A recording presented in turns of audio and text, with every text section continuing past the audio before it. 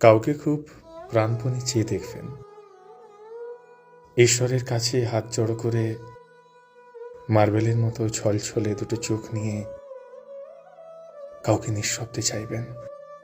যদি তাকে নাও পান, আপনার আক্ষেপ থাকবে না। চিরকাল আমরা প্রাপ্তিটাকেই আমাদের প্রশান্তি ভেবে এসেছি।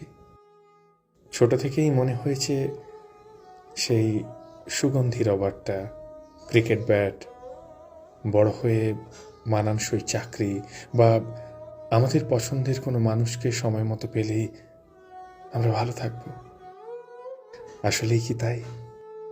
না পাওয়ার মধ্যে আমরা যে ছটফটানি, যে অভ্যেসটা খুঁজে পাই, সেখানেই মানুষ নিজেকে চিনতে শেখে, উপলব্ধি করতে শেখে। বাকি ওই সব পেলে নষ্ট জীবন, সত্যিই নষ্ট জীবন।